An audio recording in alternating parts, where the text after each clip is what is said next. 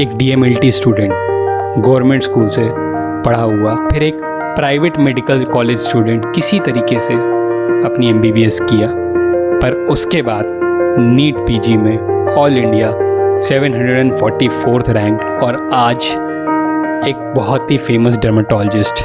जी हाँ, उन्होंने अपनी residency from IMS BHU, one of the best central sponsored college से की है, और वो हमारे बीच इस पॉडकास्ट में आए हैं। इस पॉडकास्ट में बेसिकली मैं उनसे आपकी प्रॉब्लम्स जैसे हेयर रिलेटेड, स्किन रिलेटेड और उनके लाइफ एक्सपीरियंस, उन्होंने कैसे PG निकाला, उन्होंने कैसे किया, वो कहूँगा। तो be patient and do listen to his experience. Definitely this is changed my life. I hope this changes your life too. Thank you.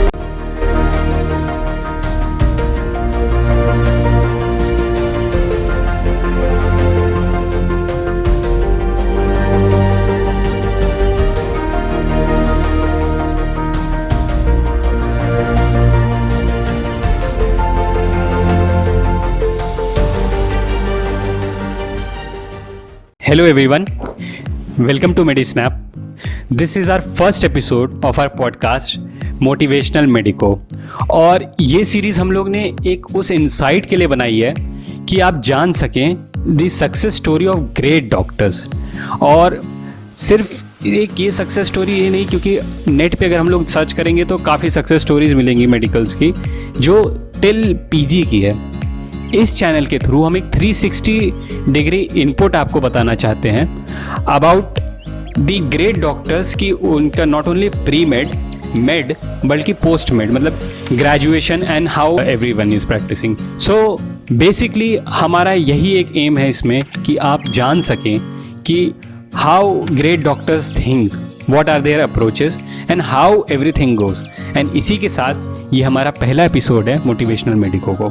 और आज जो हमारे गेस्ट हैं वो बहुत ही मोटिवेशनल इंसान है। पर्सनली मैंने उनसे बहुत कुछ सीखा है, और अगर मैं उनका इंट्रोडक्शन दूं तो he is doctor Vijay Kumar. He is MBBS from Kasturba medical college and MD from institute of medical sciences BHU Banaras. And अगर उनके बारे में मैं बोलना शुरू करूं तो मेरे पास इतनी लंबी लिस्ट है कि शायद हमारा पॉडकास्ट भी कम पड़ जाए। उनके पब्लिकेशंस करें तो he is 2 time STS awardee, ICMR STS उनको मिला है 2 टाइम उनके रिसर्च वर्क्स पे। And he is the first one two conduct research on PRP case study. And अगर उनके अवार्ड्स एंड प्राइजेस की बात करूं तो उन्होंने इतने फर्स्ट प्राइजेस, इतनी विनर रहे इतनी सारी क्विजेस के, कि मैं आपको एक पॉडकास्ट में बता नहीं सकता। He is a practising dermatologist, और अगर आप देखना चाहें तो उनकी सारी अचीवमेंट्स मैंने डिस्क्रिप्शन में डाल रखी है। तो बिना किसी देरी के let's begin our podcast motivational medico. So हमारे साथ हैं doctor Vijay Kumar sir. Hello sir, welcome to the show. Thank you, Devasish, for this amazing introduction. It's my pleasure you have invited me, and it's my pleasure, sir. Definitely काफ़ी motivation की ज़रूरत पड़ती है medical entrance में जाना, medical में ये सब करना। It's a different journey than the normal life. तो it's a really different, amazing experience. Yes sir, and we are really thankful कि आपने अपना कीमती समय अपनी प्रैक्टिस से निकाला हमारे लिए, हमारे व्यूअर्स के लिए। तो सर, हमारे लिसनर्स को आप अपनी बिगिनिंग के बारे में बताइए कि मतलब हाउ वाज इट ऑल, बचपन कैसा था आपका? Actually I was born in a poor family. मैं काफ़ी गरीब घर से ही पैदा हुआ हूँ, और मतलब lower middle class of family. तो जर्नी वहीं से ही स्टार्ट हुई, और जब मेरे ये सब स्टार्ट हुआ था, एक्चुअली मुझे तो 12th के बाद भी मैंने जो है डायरेक्ट MBBS नहीं किया है। मैंने उससे पहले एक BSc MLT लैब टेक्नीशियन का कोर्स किया था। तो इवन तब तक भी जो है मुझे ये सब आइडिया ही नहीं था कि हाँ ये डॉक्टर होते हैं तो कैसे होते हैं। एक्चुअली प्रॉब्लम ये सब थी कि उस टाइम पे जब हम मेडिकल स्कूल में तो नहीं, मतलब जब स्कूल्स में होते हैं, गवर्नमेंट स्कूल्स में होते हैं और लो क्लास फैमिली से होते हैं, तो तब ये सब इमेजिनेशन भी नहीं हो पाता है कि हम एक दिन डॉक्टर बन पाएंगे। मतलब एज अ बॉय मुझे तो कभी नहीं हुआ था कि मैं एक दिन डॉक्टर बनूंगा। हाँ, ये था कि हाँ कुछ ना कुछ होगा और कहीं ना कहीं नौकरी लग जाएंगे। हाँ, ड्रीम्स ही काफ़ी छोटे थे उस टाइम पे। तो बहुत Okay. छोटे ड्रीम और लो कॉन्फिडेंस था काफ़ी ज़्यादा।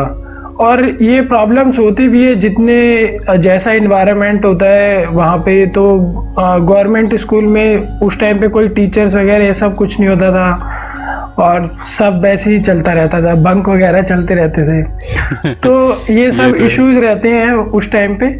और फिर मुझे ये भी नहीं पता था कि मैं आगे जाके डॉक्टर बनने वाला हूँ। मैंने फिर लैब टेक्नीशियन का कोर्स ऐसे ही कर लिया। वो तो सब फॉर्म भर रहे थे, मैंने कहा मैं भी भर देता हूँ। बट डेफिनेटली उसके बाद जैसे जैसे मैं मेडिकल फील्ड में गया तो जब मैं लैब टेक्नीशियन का कोर्स कर रहा था उसके बाद मुझे ये सब दिखने लगा। हाँ, बट 12th के पहले मैं बहुत ही ज़्यादा डफर स्टूडेंट था। मैं हमेशा लास्ट बेंच पे बैठता था और मेरे घर वाले बहुत परेशान रहते थे कि मैं पढ़ता नहीं हूँ। और मेरे स्कूल टीचर्स भी परेशान रहते थे कि ये खुद भी नहीं पढ़ता, दूसरों को भी नहीं पढ़ने देता। तो फिर जैसे जैसे फिर मुझे प्रॉब्लम रियलाइज़ हुई तो फिर मैंने ये सब चीज़ें मुझे दिखने लगी कि हाँ, क्या सही है क्या गलत है और कैसे कैसे आगे चलना चाहिए और कैसे मेरी इंटेलेक्चुअल पावर जो है वो काफ़ी बढ़ती गई इस पॉडकास्ट के ज़रिए।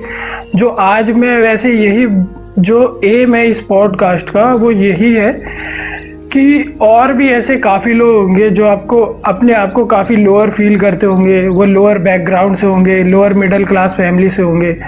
वो अपने ड्रीम्स ही छोटे रखते हैं और काफ़ी इश्यूज रहते हैं। तो मैं वहाँ से कवर अप करने की कोशिश करूँगा कि कैसे थॉट प्रोसेस से हम सारी दुनिया चेंज कर सकते हैं। और इवन जिस तरह का बैकग्राउंड अभी मैंने बताया है और अब की अगर देखा जाए अचीवमेंट, काबिले तारीफ है सर, बिल्कुल काबिले तारीफ है। आई एम अ डर्मेटोलॉजिस्ट इन दिल्ली। मेरा यहाँ मैं सरिता विहार में क्लिनिक है and we are doing all available dermatological procedure and we are providing all the facility in dermatology available in the world, not only in the India, available in the world. We are providing everything. तो इसकी भी details में सबको बताऊंगा कैसे मैं यहाँ तक पहुँचा, कैसे ड्रीम्स बिग होते हैं और उसके साथ साथ कैसे I am running a company also with my practising. तो काफ़ी सारी चीज़ें जो इस जर्नी में रही, कैसे अप एंड डाउन रहे, तो मैं ये सारी चीज़ें बताऊंगा कैसे थॉट प्रोसेस जो है हमें कंट्रोल करते हैं और कैसे हम उन्हें चेंज करते हैं। सर इसीलिए तो सर शो का नाम है मोटिवेशनल मेडिको। और सर इसी के साथ अपने नेक्स्ट क्वेश्चन पे मैं बढ़ता हूँ। तो सर जैसे आपने बताया कि आपने लैब टेक्नीशियन का कोर्स किया था बीएससी, तो सर देन ये प्री मेड कैसे हुआ, आपने प्रिपरेशन कैसे की सर फिर, मतलब प्री मेड की? क्योंकि जैसा कि हम लोग जानते हैं ज़्यादातर लोग बचपन से डॉक्टर बनना चाहते हैं, बट आपके केस में तो आप मतलब लाइक बाद में, तो सर वो थॉट प्रोसेस कैसे आई और आपने कैसे प्रिपरेशन की, मतलब एंड क्या अप्स एंड डाउन्स थे उसमें? क्योंकि कुछ फेलियर्स होंगे, कुछ सक्सेस मिली होंगी, तो सर उसके बारे में आप कुछ बताना चाहेंगे सर? हाँ, डेफिनेटली जो थॉट प्रोसेस था वो इस तरह से हुआ क्योंकि जो मेरा रहा था, शायद जो मेरे वो था, मुझे कभी भी ये नहीं रहा था कि मैं जब मैं वो कर रहा था तो मुझे ये सब चीज़ें अच्छी लगने। मैंने बताया मैं बहुत डफर स्टूडेंट था और डफर इन द सेंस जो कि अब मुझे रियलाइज़ होता है डफर नाम की कोई चीज़ होती नहीं है। सबका अपना अपना एक फील होता है कि मुझे ये चीज़ अच्छी लग रही है, मैं इसमें आगे काम करूँगा या नहीं करूँगा, मुझे ये चीज़ अच्छी लग रही है, मैं इसमें आगे काम करूँगा या नहीं करूँगा।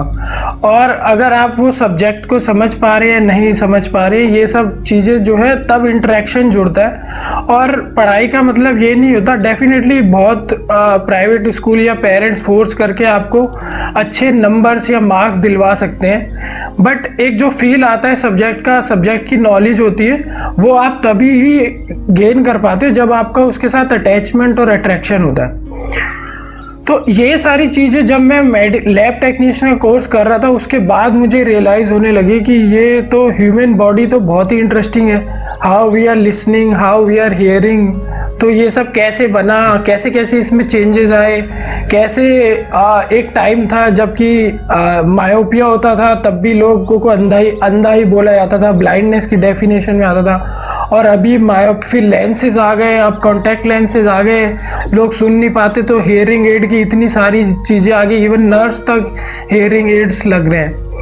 तो जब ये सब इतना साइंस में इतना मज़ा आने लगा, अट्रैक्शन आने लगा, तब मुझे ये सब रियलाइज़ होने लगा, नहीं यार अब तो ये मज़ेदार फील्ड है, मुझे तो बनना है डॉक्टर। तो ये जर्नी स्टार्ट हुई थी वहाँ से। ओके सर, तो sir how did KMC happen, मतलब केएमसी मणिपाल आप कैसे गए, क्योंकि आपने बताया कि आप थोड़ा लोअर सोशल बैकग्राउंड से थे, तो sir how did you arrange, और मतलब क्यों जाना पड़ा, क्योंकि लोगों का तो सपना होता है कि गवर्नमेंट मेडिकल कॉलेज जाऊं, तो सर जबकि sir with all due respect KMC is better than 50% of medical colleges in India, government और प्राइवेट, और हमेशा टॉप लिस्ट में रहता है, मैं अपने व्यूअर्स को बता दूं। और मतलब इतनी ओपीडी है वहाँ की जितनी शायद एक गवर्नमेंट मेडिकल कॉलेज की भी फुल फ्लेज नहीं होती है। तो सर केएमसी कैसे मतलब हुआ, आप अगर बताना चाहेंगे तो। हाँ, जैसे कि मैंने बताया मैं लोअर बैकग्राउंड से था, तो जब केएमसी में मैंने कोई एंट्रेंस की एज पर से प्रिपरेशन नहीं की थी एमबीबीएस के लिए। Yes sir. वो मैंने थोड़ा बहुत ही पढ़ा था और थोड़ी बहुत प्रिपरेशन एग्ज़ाम के लिए, जब मुझे लगा कि नहीं मुझे निकालना है तो खुद ब खुद जितना हो पाता था तो उतना करके मैंने एग्ज़ाम दे दिया था। तो डेफिनेटली मैं चाहता तो था कि मेरा गवर्नमेंट कॉलेज में हो, बट मेरा केएमसी में उस टाइम हो गया था। तो केएमसी में होने के बाद एक्चुअली एक तो मैं तब जॉब करता था, मेरी जो एमबीबीएस करने से पहले और 12th खत्म होने के बाद बीच में 5 इयर्स का गैप है, 5 इयर्स का।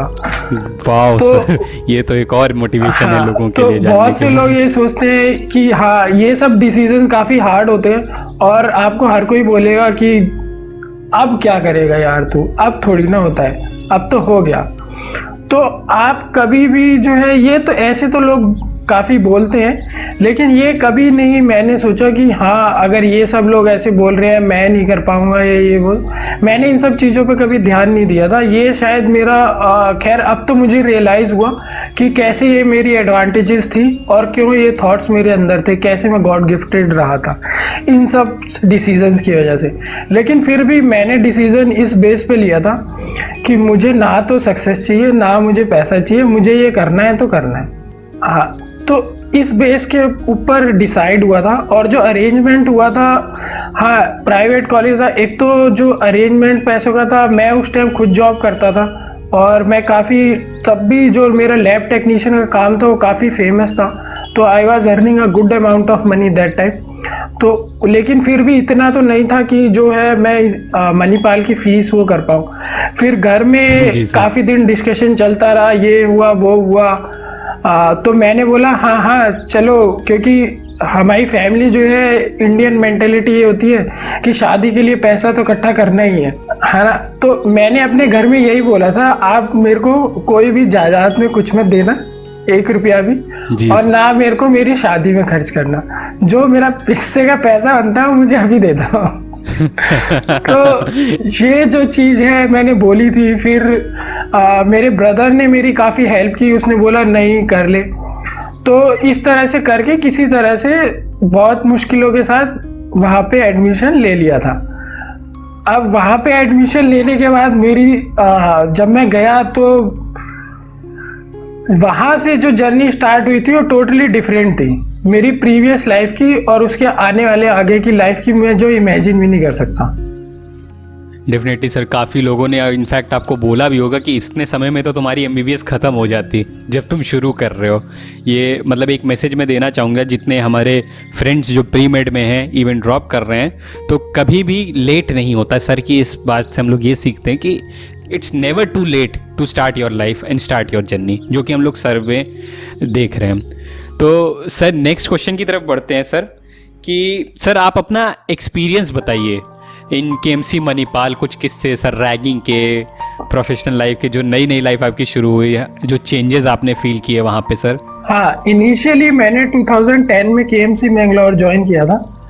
हाँ, इनिशियल पीरियड बहुत ही अच्छा था। तो खैर 3 इडियट्स तो बाद में आई थी, बट ऑलमोस्ट वैसा ही रहा था वो। मैं हंसता रहता था कि मुझे पता नहीं क्या मिल गया, मैं तो डॉक्टर बनने वाला हूँ, मैंने तो कभी इमेजिन भी नहीं किया था।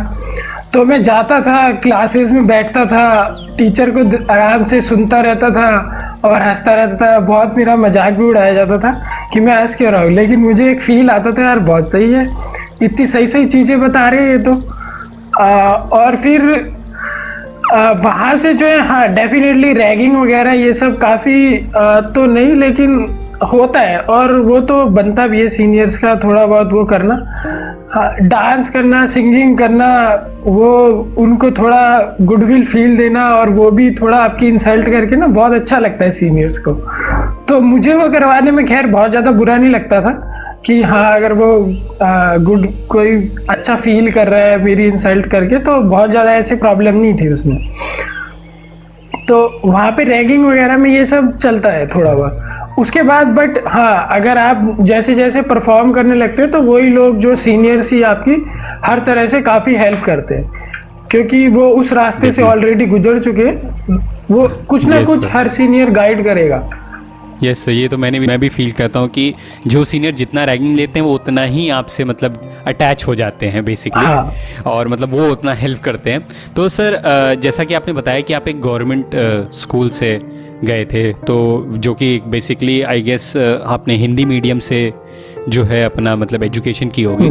तो सर हिंदी मीडियम से डायरेक्ट इंग्लिश मीडियम में जाना, और मेडिकल की इंग्लिश तो आप जानते हैं सर, तो सर क्या वो कहीं कोई हर्डल बनी? क्योंकि मैंने देखा कि आपने अपने फर्स्ट प्रॉफ में आप टॉप 5% स्टूडेंट्स में थे, जैसा कि मैं देख पा रहा हूँ आपकी अचीवमेंट्स में।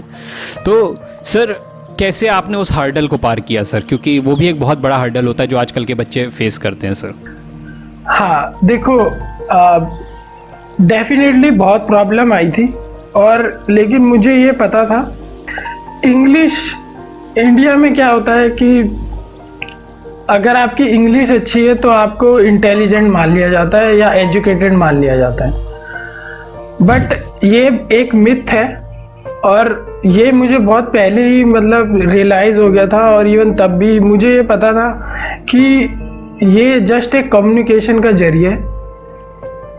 अगर मान लो हम 1000 साल पहले पैदा हुए होते और उस टाइम लैंग्वेज नहीं होती, तो तब भी कुछ ना कुछ जनरेट होता। मान लो इंग्लिश के अलावा कोई और लैंग्वेज जनरेट हुई होती।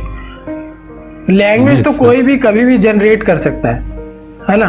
तो बट वो इतना मायने नहीं रखता है आपके ड्रीम्स के आगे, और वो आप कभी भी सीख लेते हैं। जब बच्चा पैदा होता है तो उसे लैंग्वेज नहीं आती। अब जिस फैमिली में वो पैदा होता है वहाँ की वो लैंग्वेज बहुत जल्दी 1 ईयर 2 ईयर में वो काफ़ी सारे वर्ड्स सीख जाता है, और वो उसे कैप्चर कर लेता है। तो लैंग्वेज अगर आप हाँ लो फील कर रहे हैं, जैसे बहुत से लोग लो फील करते हैं कि मेरी इंग्लिश ख़राब है, अरे कुछ नहीं यार, हिंदी अच्छी है। जो भी लैंग्वेज अगर आप अपनी बात को सामने वाले को बता पा रहे हो, उनकी बातों को समझ पा रहे हो, it's more than enough for you.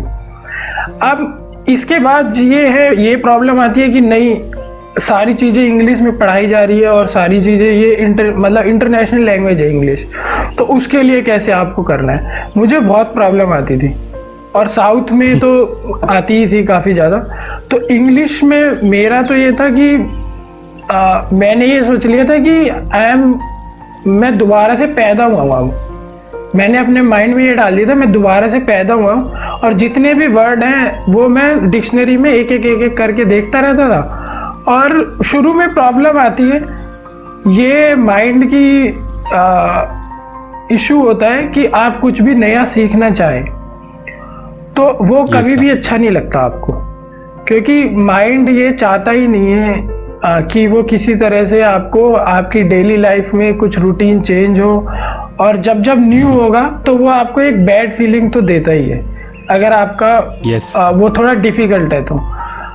और उसके साथ लैंग्वेज और इन सब में तो और प्रॉब्लम आती है, और कुछ चीज़ें ये होती है कि लोग सपोर्ट करते हैं, कुछ नहीं करते। बट डेफिनेटली ये सारी चीज़ें बहुत इजीली मैनेजेबल होती हैं, ये आपके ड्रीम्स को बिल्कुल भी अफेक्ट नहीं करती। इंग्लिश तो कोई कभी भी सीख सकता है, इसके लिए कोई नहीं, इंग्लिश क्या कोई भी लैंग्वेज आप सीख सकते हैं। मतलब अगर साउथ में जाएँ तो अगर आपका मेडिकल कॉलेज साउथ में है तो आपको वहाँ पर डिफरेंट लैंग्वेज सीखनी पड़ सकती है, कन्नड़ा, मलयालम। और साउथ के लोग अगर दिल्ली आते हैं तो उन्हें हिंदी सीखनी पड़ जाती है। इवन आप आउट ऑफ कंट्री जाते हैं तो आपको फ्रांस, मतलब डिफरेंट लैंग्वेजेस हैं वर्ल्ड में, वो आपको सीखनी पड़ सकती है। लेकिन अगर आप सोच रहे हैं कि मैं वहाँ कैसे सरवाइव करूँगा, तो is just a very small thing. उसके लिए मैं नहीं चाहूँगा कि कोई भी बिल्कुल भी इस पॉइंट को लेकर के चिंता करे कि मुझे लैंग्वेज अफेक्ट करने वाली। तो जब आप जाएंगे वहाँ पे, सुनेंगे, वहाँ पे रहेंगे, वो लैंग्वेज बहुत जल्दी से इजीली कैप्चर्स होने लग जाती है, उसमें ज़्यादा इशू नहीं आता।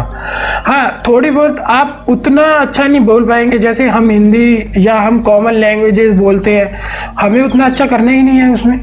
हमारा मोटिव ही नहीं है कि मेरे को वहाँ जाके मतलब पीएचडी चाहिए तो कन्नड़ा में या इंग्लिश में पीएचडी चाहिए, हमारा तो मोटिव ही कुछ और है। तो अपने मोटिव के हिसाब से आपको लैंग्वेज इनफ आ जाती है, उसके लिए बिल्कुल भी सोचना बेकार है। Definitely sir. सर मैं अगली चीज़ आपसे ये पूछना चाहूँगा कि जैसे लोग कहते हैं कि आजकल के बच्चे खासकर मतलब या लोग सोचते हैं कि मैंने जैसे आपका देखा तो आपने इतनी रिसर्चेस की हैं, इतने पब्लिकेशंस किए हैं ड्यूरिंग आपकी अंडर ग्रेड लाइफ, तो लोगों का ये रहता है कि अरे मैं इस फलाना कॉलेज में नहीं हूँ इसलिए मैं ये सब नहीं कर पा रहा, अरे मैं एम्स में होता तो मैं ये कर लेता, मैं केजीएमसी में होता कर लेता, मैं आईआईटी में होता तो ये चीज़ कर लेता। बट सिंस आप जैसे आप भी एक मतलब अगर देखा जाए तो एक प्राइवेट कॉलेज में थे, तो उनके लिए आप क्या कहना चाहेंगे कि मतलब is it necessary to be in a good college to be good? हाँ, तो मैं यहाँ पे एक बात कहना चाहता हूँ। जी सर। जो भी लोग ये पॉडकास्ट सुन रहे हैं, इधर मेडिको और नॉन मेडिको, बहुत इंपॉर्टेंट चीज़ मैं यहाँ ये बता रहा हूँ। अगर आपका कोई ड्रीम है और even not even a dream, अगर आप कुछ भी करना चाह रहे हैं, चाहे आप इंडिया के किसी भी कोने में मुझे सुन रहे हैं, चाहे आप एक गांव में हैं, चाहे आपके पास फैसिलिटी नहीं है, चाहे आप किसी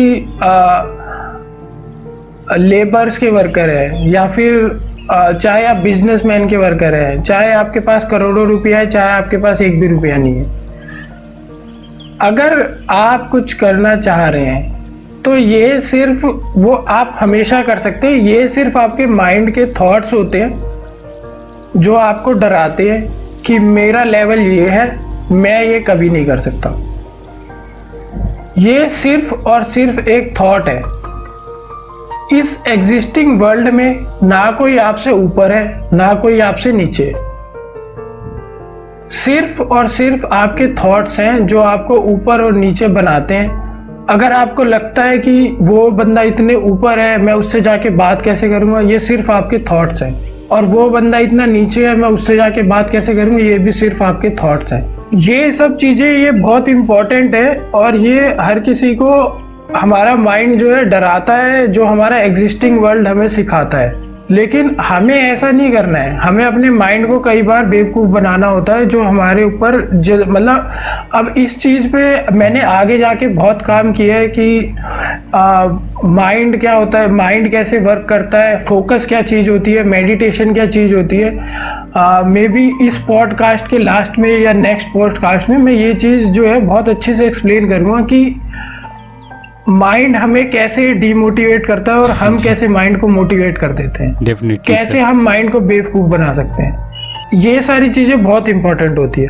तो जैसे ये मेन क्वेश्चन से देवाशीष थोड़ा अलग हो गया था, बट ये काफ़ी इंपॉर्टेंट था। लेकिन फिर भी मैं बता दूं कि हाँ, जब मैं मेडिकल कॉलेज में था तो डेफिनेटली ये लोग बोलते हैं, सब फ्रेंड्स बोलते थे कि नहीं, हाँ ये ऐसा है, ये वैसा है, हम ये नहीं कर सकते, हम प्राइवेट मेडिकल कॉलेज का है, या हम इस क्विज़ में नहीं जा सकते, उस क्विज़ में नहीं जा सकते हैं, हम STS ये वो। ऐसा कुछ नहीं है। डेफिनेटली सर, है ना। हर कोई सब कर सकता है। आप किसी भी मेडिकल कॉलेज में हो, आप डिफरेंट STS प्रोजेक्ट कर सकते हो, जो आप करना चाहो वो सब कर सकते हो, वो तो किसी ने रोका नहीं है। उसके बाद सामने वाला जो करना है वो उसकी मर्जी। Definitely sir. इसी पे सर मैं पूछना चाहूँगा कि एक अंडर ग्रेजुएट लाइफ में सर रिसर्च का क्या रोल होता है आपके हिसाब से, कि हाँ। मतलब रिसर्च क्या रोल प्ले करती है आपके डेवलपमेंट में, उसने क्या रोल प्ले किया? हाँ, मैंने बताया कि जब मैंने MBBS ज्वाइन किया था, मुझे वहाँ पे आने लगा था बहुत मज़ा। और जब आपको मज़ा आने लग जाता है ना चीज़ में, तो फिर वो आपको एजुकेशन नहीं लगता, वो गेम लगता है। डेफिनेटली, है ना। अब यहाँ पे प्रॉब्लम ये होती है कि अगर आप प्रेशर में कर रहे हैं तो डेफिनेटली आप, बहुत से लोग हैं वो मार्क्स ला सकते हैं। मैं ये नहीं कहता कि हाँ आप गोल्ड मेडल ला सकते हो, मार्क्स ला सकते हो, बिकॉज ये सब टेम्पररी चीज़ें लेबल की जाती हैं बेस्ड ऑन द आपको कुछ करवाया जाता है, उसके रिवॉर्ड में आपको अवार्ड दिया जाता है, तो आपके माइंड में एक डोपामिन रिलीज होता है जिससे आपको खुशी मिलती है। Yes sir. एक तो ट्रेंड ये है, लेकिन अगर आपको चीज़ों की फील लेनी है, उनको समझना है, मतलब मेरे एमबीबीएस में जब मैं पढ़ रहा था, मुझे इससे ज़्यादा मतलब नहीं था कि मुझे गोल्ड मेडल मिले या रिवॉर्ड मिले। ये चीज़ें अच्छी लगती हैं, लोग कॉम्प्लीमेंट्स देते हैं, बट एक और चीज़ होती है जो आपको बहुत ही अच्छा सेटिस्फेक्शन और फील कराती है कि आपको मज़ा आ रहा है यार ये काम करने में। उसमें बेशक आपको ना मार्क्स थोड़े कम आए, लेकिन मज़ा आता है। अब जब रिसर्च आप करते हैं ना, जब मान लो कोई भी चीज़ आप वहाँ पढ़ रहे हैं, तो अब पढ़ने वाला बंदा जो रट रहा है वो तो बोर हो जाएगा, मैं गारंटी दे रहा हूँ।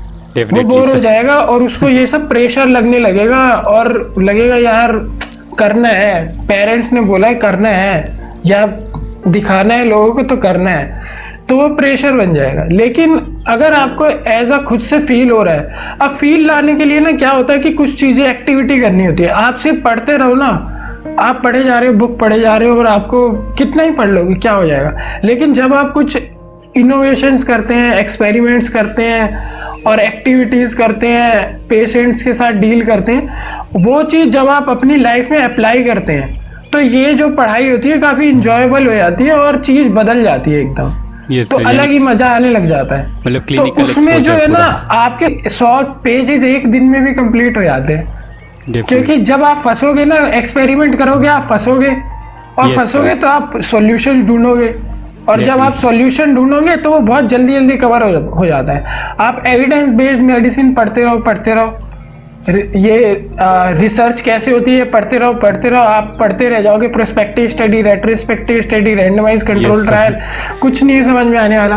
और जब आप खुद से करने लगोगे और फंसोगे तो आप सॉल्यूशन ढूंढने जाओगे और फिर आप लोगों से पूछोगे।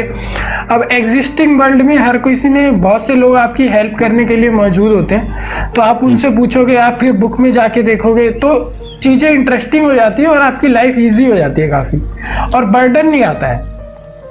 तो सर ये तो आपकी प्री मेड लाइफ के बारे में हो गया।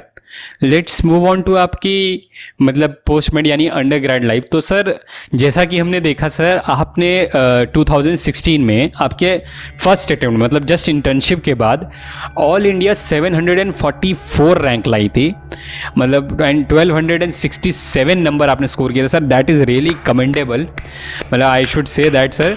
और तो मतलब इतनी अच्छी रैंक लाना सर, मतलब ऑल इंडिया लेवल पे नीट पीजी में, सर आपकी क्या अप्रोच थी कि आपने कैसे ये अचीव किया, मतलब आपने प्रिपरेशन कैसे की सर? हाँ तो जैसे मैंने बताया था कि हाँ, जब मेरा ये एकदम से टर्न हुआ कि मैंने जब एमबीबीएस ज्वाइन कर ली और एकदम से मैं बहुत ही ज़्यादा डफर और स्टूडेंट था और सडनली ये ड्रास्टिक चेंज किया, ये मेरे अंदर आया। तो उसके बाद जब मुझे मज़ा आने लगा था, तो इशू ये आने लगा था अब कि मैं बहुत पहले से ही जो है मेरी प्लानिंग एक्टिविटी रहती है। कोई भी लगता है ना मैजिक, तो मैजिक के पीछे ना बहुत घंटों की प्रिपरेशन होती है, तभी वो सामने वाले को ऐसा मैजिक लगता है। अब इसमें भी ना कुछ ऐसा ही होता है। एक्चुअली मेरी जो प्रिपरेशन थी वो ये मान लो फर्स्ट ईयर से ही स्टार्ट हो गई थी, एमबीबीएस के फर्स्ट ईयर से। और जबकि उस टाइम पे मुझे ये भी नहीं श्योर नहीं था कि मैं एमडी करूँगा भी या नहीं करूँगा। लेकिन प्रिपरेशन कैसे स्टार्ट हो गई थी कि जब मुझे मज़ा आने लगा था, मैंने क्या किया था कि जितने भी क्विज है ना वो मैं सब दूंगा, ठीक है। अब जितने पॉसिबल क्विज है मैं वो सब दूंगा, चाहे मेरी इंसल्ट हो ना हो, मैं रिप्रेजेंट करने तो जाऊंगा ही जाऊंगा। तो मेरी एक फ्रेंड थी कॉलेज में, डॉक्टर शिखा आदिल, वो काफ़ी मोटिवेशनल थी, वो भी काफ़ी मोटिवेट रहती थी, तो वो भी काफ़ी मुझे मोटिवेट करती रहती थी। तो वहाँ से क्या है कि जब हम क्विज़ की प्रिपरेशन होने लगी, तो जब आप क्विज़ की प्रिपरेशन करते हो ना, तो आपको कुछ रिस्पॉन्सिबिलिटी मिल जाती है। एक तो ये हो जाता है कि हाँ, आप जाके रिप्रेजेंट करने वाले हो अपने कॉलेज को, और दूसरा जब आप क्विज की प्रिपरेशन करते हो तो उसमें आप जब पढ़ते हैं तो वो इस तरह से नहीं पढ़ते हैं कि हाँ मुझे जाके लिखना है एग्जाम में। डेफिनेटली। उसके अब आप ये पूछते हो क्योंकि क्विज के क्वेश्चन काफी क्लिनिकल होते हैं, क्लिनिकल एस्पेक्ट से बहुत ज्यादा मिलते हैं, मतलब even any subject, anatomy, biochemistry, community medicine, कोई भी सब्जेक्ट हो, क्विज के जो क्वेश्चन होते हैं वो आपकी प्रैक्टिकल लाइफ में कैसे यूज होने वाले हैं वो ज्यादा होते हैं। जी सर। तो वहां से जब मैंने ऑलमोस्ट MBBS के जितने भी सब्जेक्ट होते हैं मैंने सबके क्विज देने की कोशिश करता था, और एज मच एज पॉसिबल जितने भी हो, और सारे सब्जेक्ट के। तो उसमें क्या होता है कि हर एक सब्जेक्ट आपका प्रिपेयर होता चला जाता है। तो मेरे को लगता है कि मेन रीजन जो था वो यही था। और जब मैं 3rd ईयर में आ गया था तो फिर जो है फुल टू जो प्रैक्टिस होती है MD के लिए, एग्ज़ाम के लिए, वो मेरा डिसाइड हो चुका था। तो तब जब मैं क्विज की प्रिपरेशन करता था तो मैं एक सब्जेक्ट एज ये एंट्रेंस का भी साथ में वो कर लेता था। तो अब क्विज में भी क्या होता है ना कि हाँ डेफिनेटली आप क्विज जीतते हैं तो आपको पैसे मिलते हैं, बहुत अच्छा लगता है, और सबको तो ऐसा लगता है कि यार तू सही छाप रहा है, कमा रहा है। Yes sir, definitely. तो जैसे, लेकिन मान लो आपने क्विज जीता, आपको फर्स्ट प्राइज मिलता है 5,000, 10,000, 3,000, इस तरह के प्राइज मिलते हैं, बुक्स वगैरह मिल जाती हैं काफ़ी।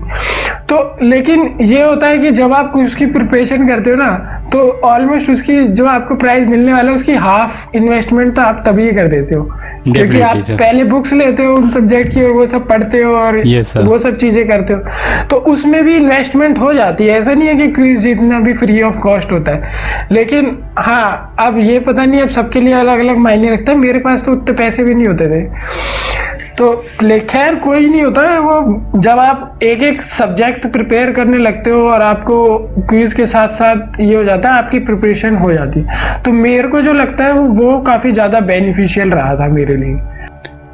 मतलब बेसिकली सर ये आपकी मतलब अप्रोच थी MBBS के प्रोफेशनल सब्जेक्ट्स के लिए फॉर आपके PG सिलेक्शन। इसी पे सर मैं एक चीज़ ये पूछना चाहूँगा कि जैसा कि हम लोग बहुत सारे टॉपर्स को सुनते हैं जिसको हम लोग कहते हैं टॉपर इफेक्ट होता है, कि तुम जो है क्या कहते हैं सिर्फ स्टैंडर्ड बुक्स पढ़ो सिलेक्शन के लिए, मतलब अगर करना है तो प्रॉफ के लिए या जिसके लिए स्टैंडर्ड बुक्स पढ़ोगे तभी सिलेक्शन होगा, भले ही समझ में आए ना आए बट स्टैंडर्ड बुक्स पढ़नी है। तो उस पर आपका क्या से है सर कि मतलब डज इट रियली हेल्प्स, या सर जो आदमी को समझ में आना चाहिए वही वो पढ़े? हाँ, यहाँ से मैं थोड़ा पॉइंट से थोड़ा इस क्वेश्चन का भी मैं आंसर करूँगा, लेकिन मैं थोड़ा इससे हटके एक और आंसर करता हूँ कि जैसे होता ही है कि हमें एक रोड दिखाया जाता है। Yes sir.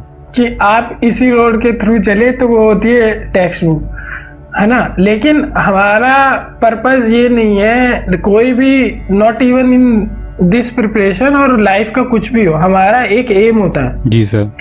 कि मुझे वहां तक पहुंचना है, डेफिनेटली, है ना। अब मुझे उस मंजिल तक पहुंचना है, उसके एक रास्ते अच्छे वाले होते हैं जो बहुत मतलब सही तरीके से जिसको हर कोई फॉलो कर रहा है। Definitely sir. अब उसके बाद चॉइस आपकी है, लेकिन उस मंजिल पे रास्ते बहुत सारे जाते हैं, चॉइस आपकी है, आपको वहां पहुंचना है, ये कंपटीशन है। Definitely sir. 1000 लोग दौड़ा दिए वहां मंजिल में, एक जने को पहुंचना है, आपकी अब अपनी चॉइस है आप वहां कैसे पहुंचे। इट्स अ सिंपल थिंग, ये कंपटीशन है, आपको वहां पहुंचना है बस।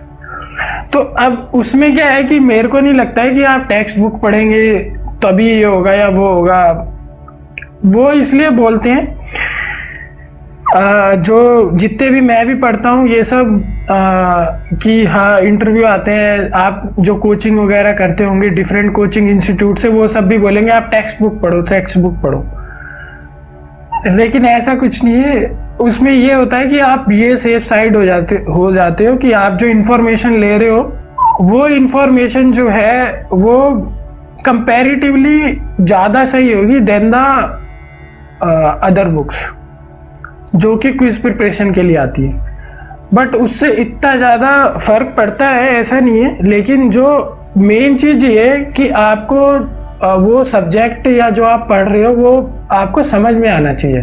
तो जो चीज़ें इनकरेक्ट होंगी वो खुद भी करेक्ट कर लेते हैं, कई जगह आप फंस भी सकते हो लेकिन ज़्यादातर चीज़ें खुद से करेक्ट हो जाती हैं। तो टेक्स्ट बुक पे भी आप कुछ चीज़ें पढ़ो, लेकिन मेन इम्पॉर्टेंट है आपको समझ में आना चाहिए। अगर आप टेक्स्ट बुक पढ़े जा रहे हो और आपको समझ में नहीं आ रहा है तो मुझे नहीं लगता उसका कोई फ़ायदा है। और टेक्स्ट बुक की प्रॉब्लम ये होती है, एक ही बात को इतना घुमा करके, इतना लेंथी करके बड़ा बताया जाता है, वो उसकी प्रॉब्लम होती है टेक्स्ट बुक की। और जो बाकी बुक्स होती है उसमें उसी को सिंपल, उसमें थोड़े से उसमें बता दिया जाता है तो आप इजीली कैप्चर कर जाते हो।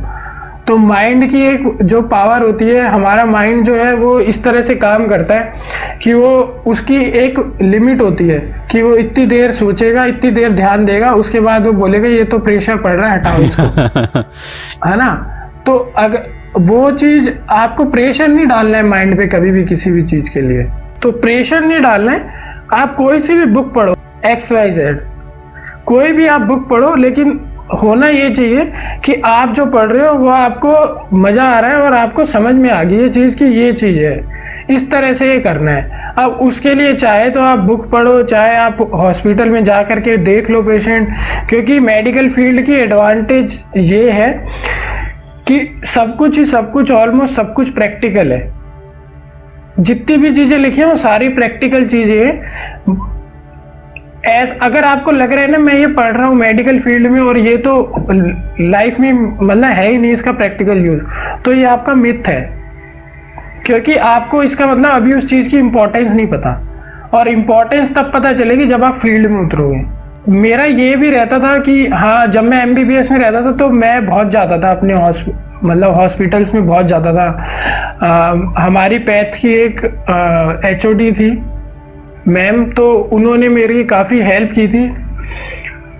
तो वो मुझे कहती थी कि मैं तुम्हारी हेल्प करूँगी, तुम जो मणिपाल के 3 हॉस्पिटल है, KMC मैंगलोर के 3 हॉस्पिटल है, तो तुम किसी भी हॉस्पिटल में किसी भी डॉक्टर्स के पास चले जाओ, जो भी प्रोसीजर देखना है देखो, मैं उनसे बात कर लूँगी। तो अब ये क्या होता है ना, अभी क्या हो रहा है, अभी तो वो सब काफ़ी इंपॉर्टेंट हो जाता है जब आप देख लेते हो ना चीज़ें। और इवन कम्युनिटी मेडिसिन में इतनी सारी चीज़ें होती हैं, हमें लगता है हमें क्यों पढ़ाया जा रहा है। Definitely sir. लेकिन इशू यही है कि वो सारी चीज़ें हमें उस टाइम इम्पोर्टेंस नहीं पता होती। जब आपको इम्पोर्टेंस पता चल जाती ना कि इसका रियल लाइफ यूज ये है और हम इस चीज़ से कैसे प्रॉब्लम सॉल्व कर रहे हैं अपनी सोसाइटी की, तब वो पढ़ने में मज़ा आ जाता है।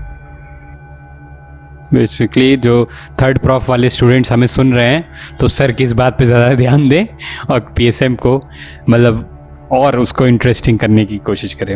हाँ, तो सारे subject A to Z, anatomy, physiology, कोई भी सब्जेक्ट हो, अगर आपको लग रहा है कि आपको ये जो है हमें क्यों पढ़ाया जा रहा है, इसका मतलब एक ही है, आपको अभी उसकी इम्पोर्टेंस नहीं पता। डेफिनेटली। तो आप अपने टीचर से या उससे जाके पूछो, यूट्यूब पे देखो, नेट पे देखो, आपको जब इम्पोर्टेंस पता चल जाएगी उसके बाद आप पे डिपेंड करता है कि आप उस चीज़ का सॉल्यूशन करना चाहते हैं या नहीं करना चाहते। मतलब मैं उसमें इंटरेस्टेड हूँ इस तरह के सॉल्यूशंस में या नहीं हूँ। डेफिनेटली ये अलग बात हो जाती है, बट हाँ, चीज़ वही होती है कि आपको इम्पोर्टेंट है या नहीं। Definitely sir. तो sir moving on to the next question sir, जैसा कि हमने देखा आपने AI PG में इतनी अच्छी रैंक लाई, नीट PG में, तो सर जैसा कि आप जानते हैं इंडिया में एक सिनेरियो है सर, प्लस एक थोड़ा सा सोशल बॉयकॉट रहता है कि अरे तुम तो प्राइवेट कॉलेज से हो, मतलब being from a private college आपको पहले ही बोल दिया जाता है कि आपके लिमिटेशंस हैं, आप ये नहीं कर सकते हो। मतलब प्राइवेट कॉलेज से अरे इसको क्या आता होगा, इसका तो प्री मेड भी नहीं हुआ, या अरे तुम्हें ये नहीं आता होगा, तुम नहीं कर सकते हो, बेसिकली ये सिखाया जाता है। तो सर कहीं आपको आपकी लाइफ में मतलब वो सोशल बॉयकॉट फेस करने को मिला हो, या आपने कोई ऐसा एक्सपीरियंस जिसने आपको कॉन्फिडेंस लो किया हो, और अगर किया था तो आप उसको ओवरकम कैसे किए सर, तो वो मैं जानना चाहूँगा। हाँ, तो ये काफ़ी इंटरेस्टिंग क्वेश्चन है। वैसे मैंने इसका आंसर पहले भी दिया था कि आप कहीं पे भी कैसे भी हैं, तो ये सब कैसे थॉट्स प्रोसेस है। बस फिर से मैं बताता हूँ कि प्राइवेट कॉलेज जो है, हो सकता है आप डिफरेंट प्राइवेट कॉलेजेस में हो जो मुझे सुन रहे हैं, और हो सकता है आप डिफरेंट गवर्नमेंट कॉलेजेस में हो जो कि डिफरेंट एरिया में, थोड़े विलेज एरिया में भी हैं गवर्नमेंट कॉलेजेस हमारे, और हो सकता है एम्स में भी हो, और एम्स भी डिफरेंट एम्स। तो आप कहीं पे भी हैं, इसका उससे कोई लेना देना नहीं है। आप डिफरेंट तरह की प्रॉब्लम्स आपके साथ हो सकती हैं आपके कॉलेजेस में, मैं मानता हूँ 1000 प्रॉब्लम्स है ना, 1000 प्रॉब्लम्स है। आप मुझे बोलोगे ना कि मैं इस प्राइवेट कॉलेज में हूँ, और इवन मुझे अब काफ़ी जूनियर्स बोलते भी हैं, फ़ोन भी करते हैं कि नहीं नहीं मैं तो यहाँ पे हूँ और मेरे यहाँ तो कुछ पढ़ाया ही नहीं जाता और ये है और वो है।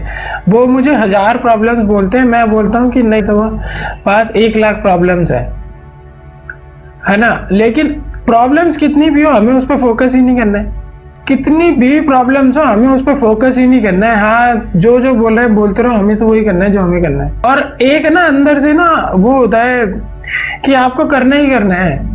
मेरे को ये था कि जब मुझे फील होने लगा कि मैं रात को जब मैं सोता था तो सोने से पहले यही चीज़ शायद जो है मेरे को लगता है मेरा गॉड गिफ्टेड है कि जब मैं रात को सोने जाता हूँ तो सोने से पहले जितनी भी प्रॉब्लम्स होती है ये सब होती हैं, तब मुझे एक फील आता है यार ये सब है, प्रॉब्लम्स हैं लाइफ में।